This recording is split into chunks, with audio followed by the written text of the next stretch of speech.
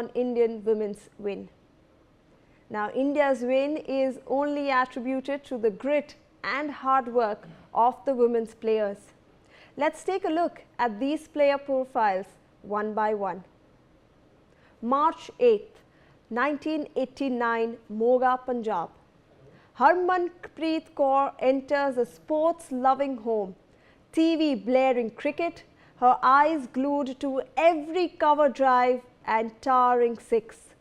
At age 10, her father, once a volleyball player, spots the spark, enrolls her in a local academy, and then the journey from dusty nets to global glory begins. 2006 domestic debut for Punjab at 17. A fearless all-rounder who smashes boundaries and spins webs. She is quickly becoming the talk of the circuit. An ODI debut in 2009 versus Pakistan. Then 2012, an unbeaten 229 of 171 versus Gujarat. A domestic carnage that remains India's highest individual score. In 2016, she was handed the T20I captaincy.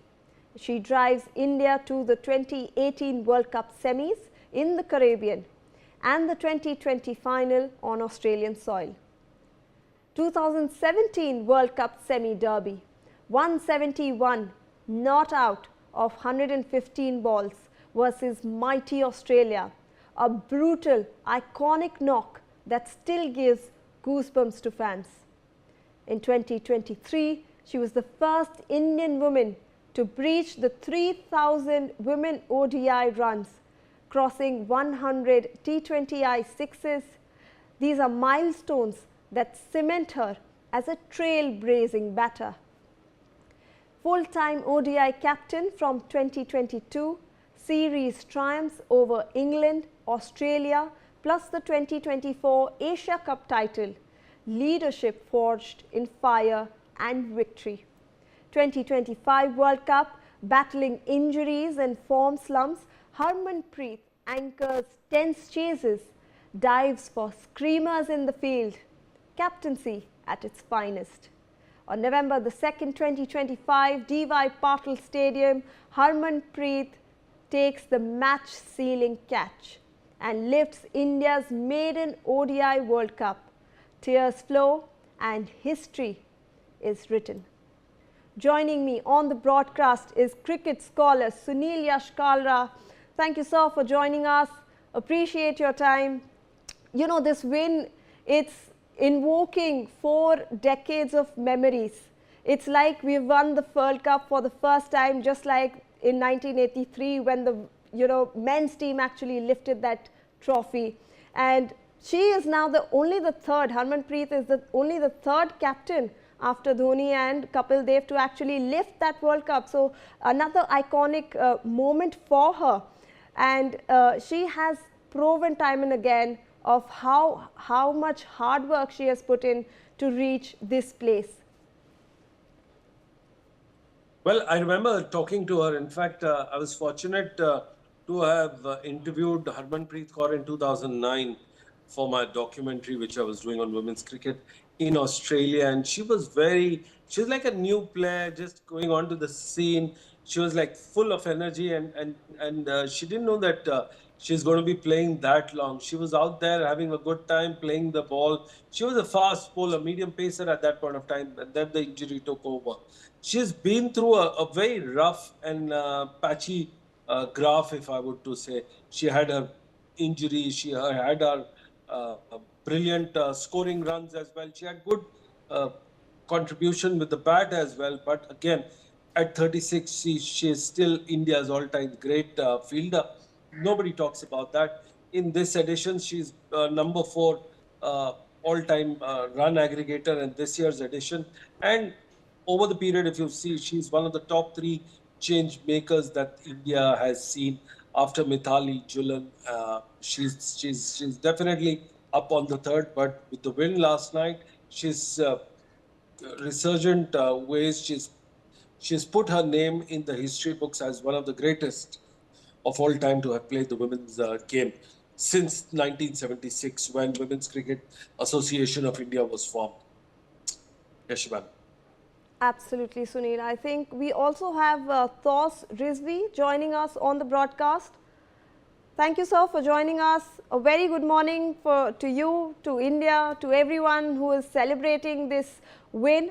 We were just talking about Harmanpreet, her humble beginnings and how much hard work she has put in to make India reach the top. And in fact, throughout this entire tournament, people have actually commended her leadership in such situation and also her composure, because India saw a lot of ups and downs during this entire tournament, but she maintained her composure and led the team to lift this iconic World Cup now.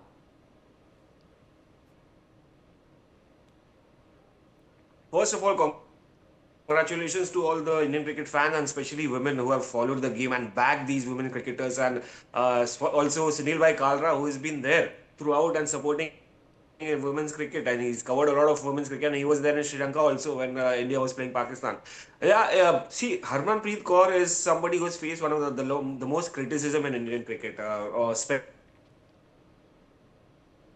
who are like against women's cricket or still who don't follow now. I mean, a lot of people might have become fans of Indian cricket, Indian women's cricket after yesterday. Before that, a lot of this particular team had faced a lot of breakbacks, a lot of criticism, and especially, yeah, criticism is fine, but trolling was the most difficult part for this particular team. Otherwise, you wouldn't have seen them cry on after defeating Australia, and that defeat was bigger than the final, I believe, beating Australia, one of the biggest team of all, and a team that hasn't won, hasn't been able to defeat it in this particular tournament, which Team India did. But definitely Harmanpreet Kaur is a special player, the calm and composed head. You know what, before this, Harmanpreet had won 3 Asia Cups.